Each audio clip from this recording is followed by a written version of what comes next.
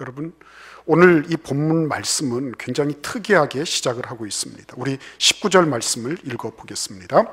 그때에 스데반의 일로 일어난 환란으로 말미암아 흩어진 자들이 베니게와 구브로와 안디옥까지 이르러 유대인에게만 말씀을 전하는데, 아멘. 예, 여러분 여기 보시면 스데반 사건이 있었죠.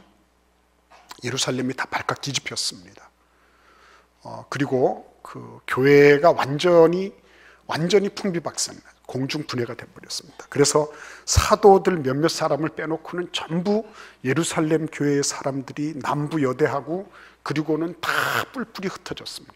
그래서 8장 1절 말씀해 보시면 이런 사람들이 유대와 사마리아까지 다 흩어졌다 그랬어요. 그런데 급기야 오늘 11장 19절 말씀해 보시면 이 사람들이 유대 팔레스타인 지경을 넘어서 베니게와 구브로와 그리고 마침내 안디옥까지 국경을 넘어서 가는 이런 일들이 벌어지게 된 것입니다. 핍박이 얼마나 강했는지 아시겠죠? 그냥 예루살렘에서 조금 뭐 이렇게 도 경계를 넘었다든지 군 경계를 넘었다든지 이런 정도가 아니라 그 유대 팔레스타인 이 지역에서 자기 나라의 국경을 넘어야 될 정도로 심각했다는 것입니다. 그 정도로 지속적이었고 집요했다는 거죠. 아닌 게 아니라 사울 같은 사람은 지금 국경을 넘어서 시리아 다마스커스까지 가잖아요. 그런 일들을 벌일 정도였으니까 얼마나 참혹한 박해가 일어나는지 우리는 미루어 짐작할 수 있는 것입니다. 그런데 이런 상황 속에서 이 사람들이 다 흩어졌는데 중요한 건 뭐예요? 이들이 유대인에게만 말씀을 전했다고 했습니다. 이 사람들이 유대인이죠. 그러니까 자기 동족들한테 말씀을 전했습니다. 20절을 보시면 이 말씀이 뭐냐? 주 예수를 전파했다. 이렇게 말하고 있는 겁니다. 주 예수를 전파했다. 이들이 전하는 것은 주 예수였어요. 복음이었습니다. 이들이. 이 말씀을 보시면 전혀 다른 양상이 나타나고 있는 거예요. 주의 손이 그들과 함께 하시매. 여러분 21절 말씀을 보십시오. 같이 읽어볼까요? 주의 손이 그들과 함께 하시매 수많은 사람들이 믿고 주께 돌아오더라. 여러분 수많은 사람들이 믿고 주께로 돌아왔다 그랬어요. 수많은 사람들이. 예루살렘에서만 그런 줄 알았어요. 예루살렘에서만 방언을 하고 사람들이 일어나고 기적이 행해지고 하니까 예루살렘에서만 그런 줄 알았는데 그게 아니었네요. 베니게에서도 구브로에서도 안디옥에서도 핍박받고 박해받고 아무것도 없이 그냥 개나리보집 하나 해가지고서 막 도망치듯 나온 이 사람들이 전하는 메시지를 듣고 예수께로 돌아왔다는 거예요. 여러분 처지가 좋다고 해서 예수 전하는 거 아니에요. 보니까 그 사람이 괜찮은 권력이 있고 지위가 있고 그 사람이 뭘 해서 여러분 그건 아직 잘 모르는 거예요. 네. 여기 보면 전혀 그럴 것 같지 않은 사람들. 그래서 이걸 뒤집어 보면 뭐예요? 진정성이 있는 거예요. 진정성이. 그 사람 진짜 신앙생활 하고 있느냐? 그러면 그거는 어려울 때 보면 돼요. 어려울 때. 그 사람이 진짜 어려운데도 불구하고 예수 그리스도 그분 한 분을 의지하고 있느냐? 의지할 수 있느냐? 어려울 때 보면 돼요. 잘 나갈 때는 문제 없습니다.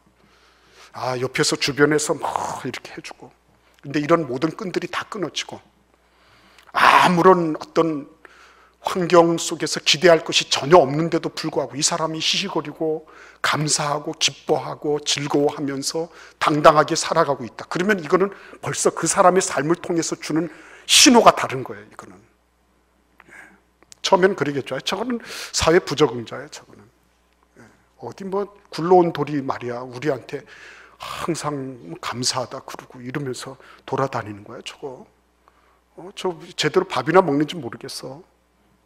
그럼에도 불구하고 이 사람은 든든한 거예요. 당당해요. 마음에 평화가 있어요. 그리고 자기 삶에 대한 자신감과 확신이 있어요. 흔들림이 없는 그런, 요동함이 없는 그런 확신이 그의 마음속에 딱 있는 거예요. 사람들이 보고 희한한 거죠, 저거. 야, 참 이상한 사람이다. 저 사람은 지금 자기 애들 배고프다고 그러고 그럴 텐데, 그러면은 빨리 가서 뭔가 일을 해야 될 텐데. 물론 그 사람들이 산소만 먹고 산 건 아니었겠죠. 일도 했겠죠. 그러나 누가가 이들의 특징을 살펴본 결과에 의하면 그들은 예수를 전하는데, 말씀을 전하는데 아주 우선순위를 뒀던 사람들이라는 거예요. 여기서 우리가 그들의 신앙이 진정하다는 것을 알 수 있습니다. 진정성 있는 신앙을 가지고 있었다. 햇볕 날 때 그런 신앙이 아니에요. 비바람 불고 그리고 정말 굳을 때 신앙. 그러니까 여러분, 바깥에서 세상에서 주는 것들, 세상에서 객관적으로 좋다고 하는 것들, 이런 것들 다 벗겨냈거든요.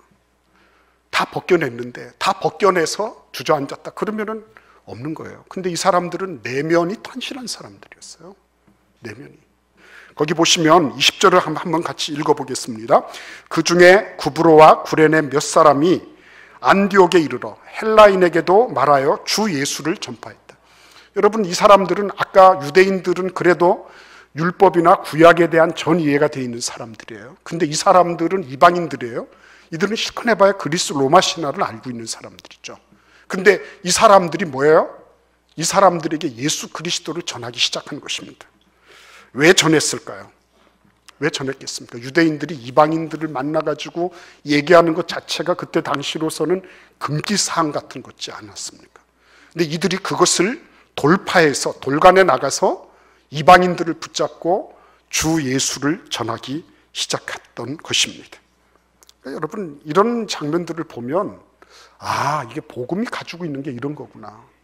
그죠? 그 헬라 사람들은 당시에 어떤 사람들이에요? 그때 당시 그곳에 이미 자리를 잡고 있던 사람들이에요. 근데 이 굴러온 돌들이 박힌 돌들한테 지금 뭐라고 얘기하는 거예요? 당신들 잘못 살고 있다, 이렇게 지적하는 거예요. 당신들 속고 있어, 지금. 당신들이 지금 살아가고 있는 희망이라는 게 그게 희망이 아니야, 그게.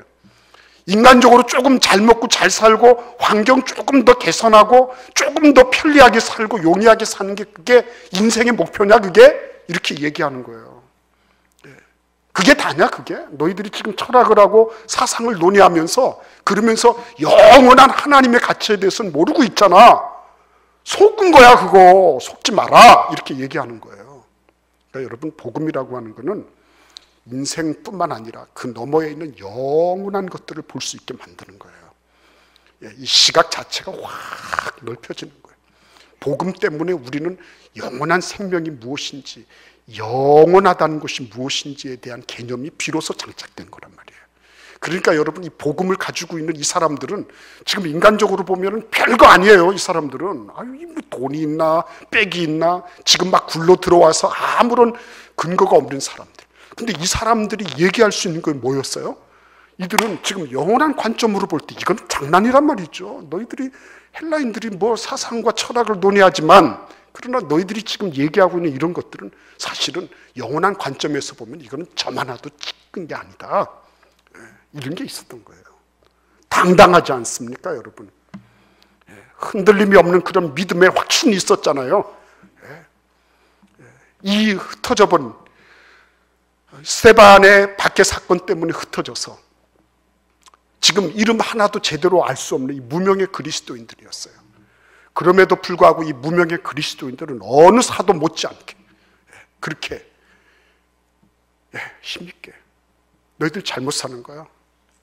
돈 좀 몇 푼 있다고 해서 그게 사는 게 아니야. 뭐 그게 대단한 거야? 네가 좀 건강하고 빽이 좀 있다고, 권력이 있다고, 그거 별로 그거 오래가지 못해. 하나님의 관점으로 볼 때 그거는 영원하신 하나님의 눈으로 보면은 그거는 없는 것과 마찬가지야. 그런 거 가지고 거들먹거리지 마라. 그거는 진짜 희망이 아니야. 그건 가짜다. 가짜에 목숨 걸지 마라. 그래서 주 예수가 너희들에게 필요한 거다. 이 얘기를 하고 있었던 것입니다. 그러니까 여러분, 예수 그리스도가 주님 되신다고 하는 이 놀라운 일들은, 이거는 엄청난 메시지였어요. 어떻게 하나님이, 여러분 생각해 보십시오. 하나님이 어떻게 인간 세상에 오셔서 우리하고 거처를 함께 하시고 그분이 우리 안에 들어오기를 원하실까? 우리의 마음을, 그 누추하고 냄새나고 더러운 우리의 마음을 성전으로 삼으시려고 작정이나 하셨겠어요? 그런 일들이 어떻게 가능했겠습니까? 근데 여러분, 그런 일들을 당해보니까, 이게 복음이라는 게, 이게 유대인에게 뿐만 아니라 너희들도 마찬가지야. 너희들이 호메로스를 읊고 이러지만은 그거 가지고서 되는 거 아니야. 너희들 정신 차려야 돼. 예수 그리스도가 주님이 되셔야지. 너희들이 지금 살아가고 있는 이것이 비로소 의미가 있는 거야. 점 하나 찍지도 못하는 이런 걸 가지고서 너희들이 지금 이걸 희망이라고 얘기하고 인간 사는 의미라고 얘기하는 거, 이거는 참 우스운 거야. 이렇게 이들이 말할 수 있었다는 거죠. 그래서 여러분, 사도행전 전체를 통해서 이들이 전했던 메시지를 한번 살펴보았습니다. 첫째는 우리 같이 한번 2장 36절을 같이 읽겠습니다. 그런즉 이스라엘 온 집은 확실히 알지니 너희가 십자가에 못 박은 이 예수를 하나님이 주와 그리스도가 되게 하셨느니라. 아멘. 하나도 바뀐 게 없죠, 사실은. 그죠? 하나도 바뀐 게 없어요. 근데 여러분, 바뀐 것은 없는데 감사가 넘쳐요. 되는 거는 없는데 그런데도 마음이 넉넉해요. 그게 초조하지가 않아요. 상황이 더 좋아지는 것이 바람직한데 그렇게 기도하지만은 상황이 좋아지기는커녕 더 나빠져요. 나빠지는데도 불구하고 마음에 동료가 없어요. 왜? 예수가 내 주님이 되게 계시니까. 주인이 알아서 하는 거잖아요. 주인이. 그잖아요. 그죠? 주인이 알아서 하거든요. 온 만유의 주제가 되시는 그분이 알아서 하는 거예요. 주인 소관이란 말이에요. 주인 소관. 하나님 소관이 있죠. 내가 지금 직면은 하고 있지만 이 모든 것들을 움직이시는 분은 하나님이시라고 하는 이런 확증한 확신이 이들의 마음속에 있었다고 하는 말씀입니다. 그러니까 여러분, 이런 믿음을 누가 감당을 해내겠어요? 마가복음 6장 48절 이하에 보시면 힘겹게 노젓고 있는 제자들에게 예수님이 다가가십니다. 근데 여러분, 다가가시면서 예수님이 그러시죠. 거기에다가 뭐 모터를 달아주시거나 엔진을 달아주시거나 안 그러면 뭐 스테로이드를 주사를 해서 이들 막 헐크처럼 막 근육이 막 울퉁불퉁 이렇게 하지 않으셨어요. 오히려 예수님 그냥 지나치려고 하십니다.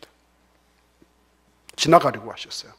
왜 그러셨을까요? 한 가지 분명한 건 뭐예요? 예수님의 의도는 환경을 고쳐주시는 데 있지 않다는 거예요.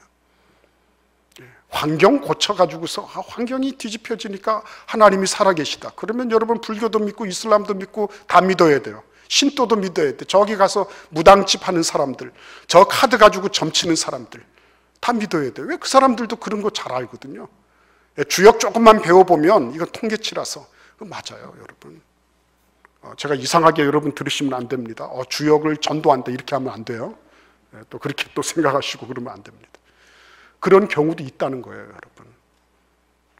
그 사람들도 간증합니다.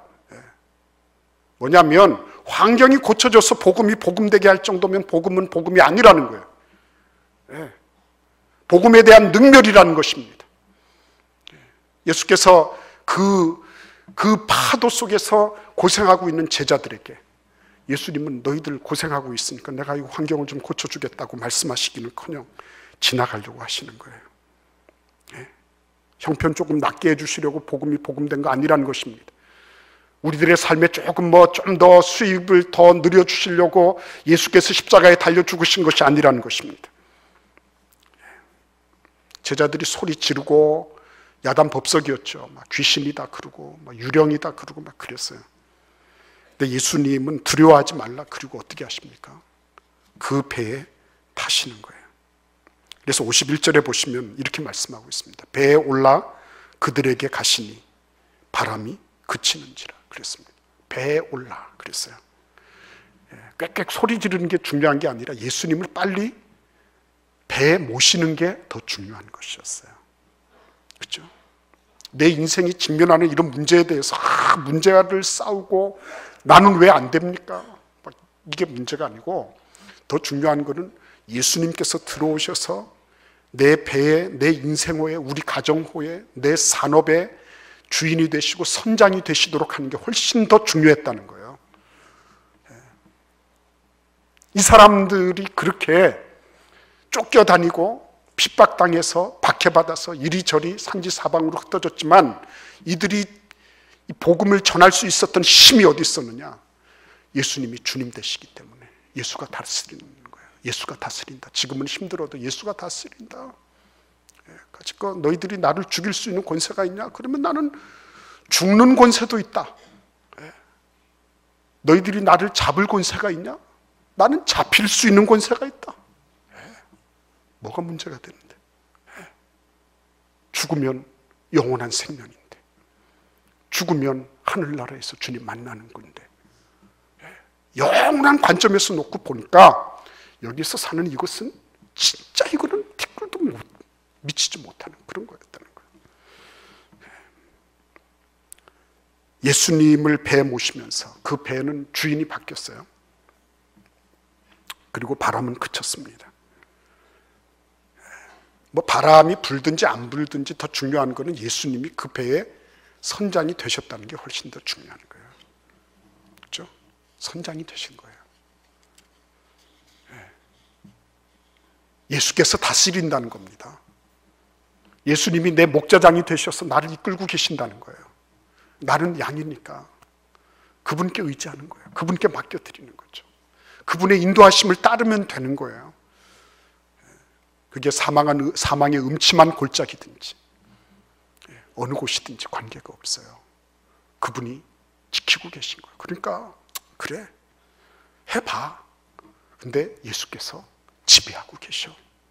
통치하고 계셔. 그분이 나의 주님이시야.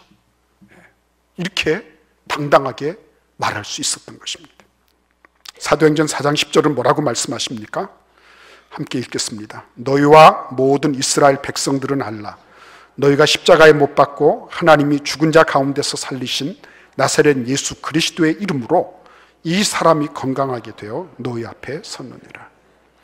너희가 십자가에 못 박고 하나님이 죽은 자 가운데서 살리신 나사렛 예수 그리스도. 그죠? 사도행전에서 나타나는 모든 메시지의 주제가 부활하신 예수님이에요. 부활하신 예수님. 예수가 부활하셨다는 것입니다. 그렇기 때문에 이 부활하신 예수가 이들을 지금 살리고 있는 거예요. 어디로 다 흩어졌습니다. 그들은 내일에 대한 보장이 없는 사람들이에요.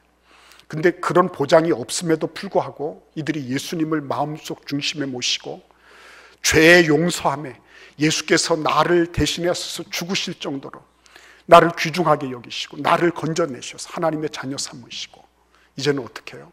나에게 부활하신 예수 그리스도의 영으로 충만하게 해주신 거예요. 그러니까 여러분 죽어도 다시 부활하는 거예요. 여러분 내가 지금 힘들어도 하나님께서 언젠가 다시 일으켜 주실 거예요. 그리고 안 일으켜 주셔도 큰 문제 없어요. 왜? 내가 영원한 생명을 지니고 있으니까. 그게 큰 문제가 없어요. 하나님이 해주시는 거. 부활의 그 놀라운 은혜와 능력으로 우리를 다시 일으켜 주실 것이라는 그런 희망. 그리고 그렇지 않다 할지라도 굳이 그거를 얻으려고 할 그런 이유가 없는 거예요. 그러니까 여러분 이 복음이라고 하는 것이 이런 강력한 능력을 가지고 있는 거죠. 그래서 히브리서 2장 14절 말씀에 보시면 죽음을 통하여 죽음의 세력을 잡은 자 곧 마귀를 멸하시며 그랬어요. 예수 그리스도는 죽음에 대해서 결코 우회하시거나 인간이 지닌 가장 큰 약점이 있죠. 이거는 어떻게 할 수 없는 죄 때문에 죽어야 되는 이 아킬레스건, 이 죽음의 아킬레스건을 정면으로 직면하시면서 어떻게 하셨어요? 마귀를 멸하신 거예요. 그 죽음의 세력을 잡은 마귀를 멸하셨어요. 그리고 죽기를 무서워함으로 한평생 매여 종노릇하는 모든 자를 놓아주려 하십니다. 그랬습니다. 죽기가 두려운 거예요. 한 푼이라도 더 있어야지 내가 살 거예요. 조금이라도 더 내가 움켜져야지 내가 안전하다고 느끼는 겁니다. 그래서 그 주변을 결코 벗어나지 못해. 자기중심적이고 이기적인 것들을 한 번도 벗어나지 못하는 거예요. 그래서 거기에 꽁꽁 묶여 있는 겁니다. 죽기를 무서워함으로 한평생 매여 종노릇하고 있는 모든 자를 예수 그리스도께서, 부활하신 이 예수 그리스도께서 다 방면해 주시는 거예요. 자유롭게 해주시는 거예요. 아, 이게 그런 게 아니구나. 움켜진다고 해서 다 되는 건 아니구나. 여러분, 히브리서 11장에 그 35절 이하에 보시면 이런 말씀입니다. 한번 들어보십시오. 여자들은 자기의 죽은 자들을 부활로 받아들이기도 하며 또 어떤 이들은 더 좋은 부활을 얻고자 하여 심한 고문을 받되 구차히 풀려나기를 원하지 아니하였으며 또 어떤 이들은 조롱과 채찍질 뿐 아니라 결박과 옥에 갇히는 시련도 받았으며 돌로 치는 것과 톱으로 켜는 것과 시험과 칼로 죽임을 당하고 양과 염소의 가죽을 입고 유리하여 궁핍과 환난과 학대를 받았으니 이런 사람은 세상이 감당하지 못하느니라. 그들이 광야와 산과 동굴과 토굴에 유리하였느니라 그랬어요. 그래도 이들은 당당했어요. 감사했어요. 이들은 그럼에도 불구하고 이 세상에 주눅들거나 아니면 하나님을 원망하고 불평하면서 그러면서 그렇게 힘든 세상을 기구한 운명의 팔자소간을 탓하면서 그렇게 가지 않았습니다. 당당하게 없으면 없는 대로 주시면 주시는 대로 당당하게 하나님 앞에서 행하다가 그렇게 갔어요. 그래도 구차하게 이렇게 하지 않았어요. 그러니까 여러분, 이러한 그 복음의 능력을 가지고 있었기 때문에 이들이 어떻게 했죠? 이들이 드디어는 안디옥 교회의 일원이 된 거죠. 이들이. 그리고 안디옥 교회는 어떤 교회가 됐죠? 전 세계를 향하여서 복음을 선포하는, 그죠? 선교하는 제1호 교회가 됐죠. 예루살렘 교회를 제치고 예수께서 다스리시고 그분의 다스림 속에 기꺼이 내 자신을 드리고, 죄 용서함 받은 그런 감사와 감격이 나에게 있고, 그래서 그 은혜 가운데서 내가 현실을 부딪히면서 살아가더라도 어떤 상황 속에서든지 부활하신 예수의 영으로 말미암아 다시 일어난다고 하는데 누가 그런 사람들을 감당해내겠어요? 누가 그런 자녀들을 감히 이 세상이 손댈 수 있겠습니까? 외적인 어떤 것 때문에 서 있는 것이 아니라 어느 누구도 멸실시킬 수 없는, 어느 누구에게도 훼손당하지 않는 그런 영원한 내면적 가치를 가지고 있는 이 사람들을 누가 감히 덤벼들 수 있겠습니까? 그래서 위대한 안디옥 교회의 역사가 이렇게 시작이 된 것입니다. 하나님께서 우리 교회를 80년 동안 지켜주셨어요. 이유가 어디에 있을까요? 이 복음 전하라고, 이 복음의 가치를 가지고 있는 사람들을 만들어내라고. 그래서 우리가 지금 있는 것 아니겠어요? 그렇죠? 우리 믿음의 선배들이 그렇게 살았습니다. 자기 거는 없어도요, 그 벽돌 한 장 한 장 쌓아가지고 날연보 드리면서 그렇게 성전을 만들어 왔습니다. 저는 그런 선배들이 계신 우리 대전 제일교회가 너무 감사한 거예요. 우리 교회가 너무 고마운 거예요. 그분들이 누가 알아줍니까? 우리 60년 사이에 어디에 누가 그분들 이름을 다 적어놓고 이렇게 했을까요? 그럼에도 불구하고 하나님이 하시니까, 그렇죠? 당당하게 사시다가 주님 앞에 남들이 알아주든지 못 알아주든지 그거 크게 대세에 관계없어요. 그거 알아서 뭐 할 거예요. 그래서 복음으로 말미암아 살아가던 이런 귀한 은혜가, 그죠? 수많은 사람들이 믿고 죽게 돌아오더라.